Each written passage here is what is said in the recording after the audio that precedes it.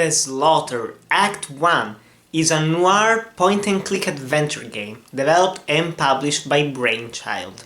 This game harkens back to the good old days of LucasArts adventure games. May they rest in peace.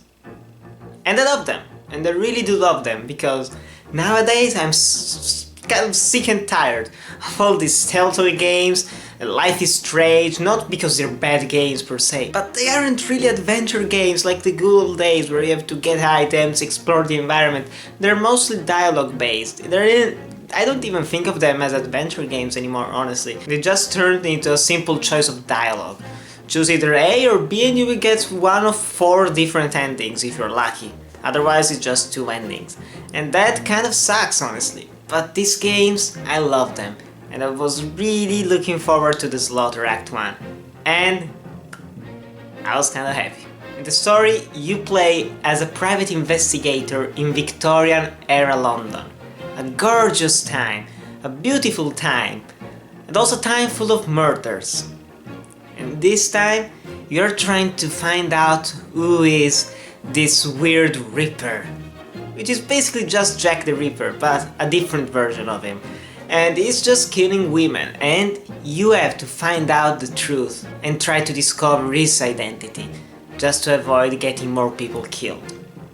And the game was pretty damn good, because I love Victorian-era London, and I know way too many things about the Jack the Ripper murders. I read about 5 or 6 books about them, I saw every single television series, and I was really entertained by this story, because it also has this very good dark humor throughout. There are also some really interesting nightmare sequences. I found myself really interested in what was going on in the story, and even though there is no actual voice acting, I was still really engaged just by reading the dialogue, and I did appreciate that very much. The game is made with a really simple game engine, the name is written right here, and it was pretty damn good, although there are a couple of bugs. The environments are really good looking, so it has this pixelated vibe, and the characters are very detailed, the animations are really well done, and I do like some of the things that happen in the game that I'm not gonna spoil. But still, there are some really damn bad glitches in the game. Pathfinding for the character is pretty damn weird, sometimes it just goes really different directions that don't make sense to go from point A to point B. Other times there are these weird color problems where some dialogue doesn't show up, sometimes it just skips itself, and other times it just doesn't come out very well, and those are really simple problems to fix, at least I hope so. But other than that, even though they did kind of ruin the experience in a couple of sequences, most of the experience was pretty stable, and it is a really nice game to look at. The gameplay is very damn simple. You have one mouse button to interact and the other mouse button to just look at things. And you go around these different places in Victorian-era London to pick up items, to combine them and solve different puzzles. And sometimes there are actually some dialogue choices you can make, but they're not like the Telltale games dialogue choices. Most of them don't have a new outcome for the situation that you're into.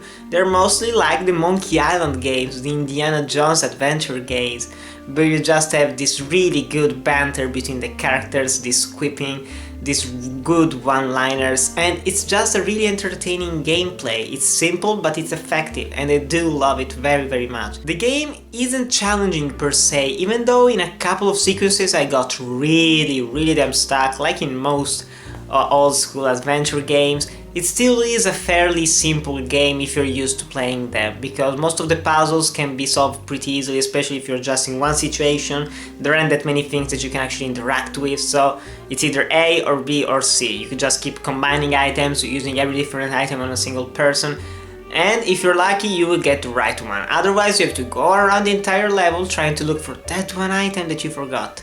But there is also a hint system that is actually very well done, that just says something like, maybe that person has something interesting to tell you.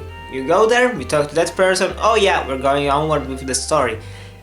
And it does make the game a little less frustrating, even though one part really made me angry, and I wasn't really having all that much fun, and I had to quit the session. But after a while I pick up the game again, and it went pretty damn smooth. So, if you're used to adventure games, it's not all that hard. Otherwise, some of you might find it difficult. The game doesn't have voice acting, but it does have sound effects that are really smooth, really nice, really clear to hear. They don't sound very cheap at all.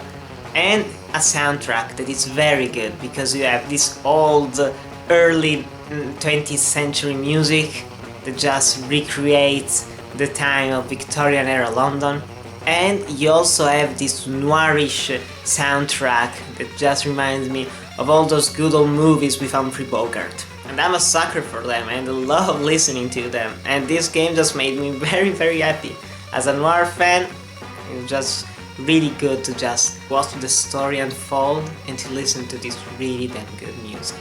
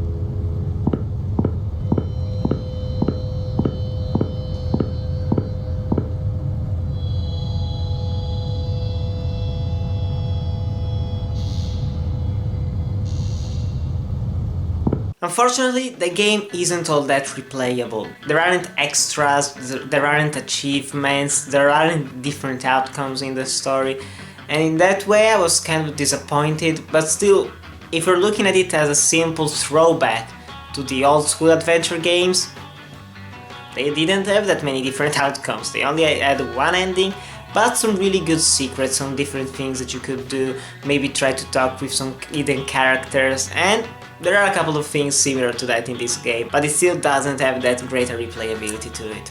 Overall, The Slaughter Act 1 is a very good adventure game. One of those old school adventure games a la LucasArts, and I do like them, and this game has a very interesting story, even though it's very cliched. It has pretty good graphics, even though they are very buggy. And the gameplay is very classic, it's very old school, it's not overly complicated and it's not overly simplistic. And fans of the genre like myself will find themselves really happy with this game. Otherwise, if you're not that familiar with it, maybe give this game a try. It's about 4 hours long, and if you're fans of Telltale games and Life is Strange in terms of gameplay, maybe you won't actually like this one, but I think you should give it a try, because you can try something new and maybe you will fall in love with this genre and you can go back and play some of LucasArts' great classics. Grim Fandango, Monkey Island. I miss you, LucasArts. Anyway guys, thanks as always for watching. Remember to like, comment, subscribe, and I'll see you in the next video.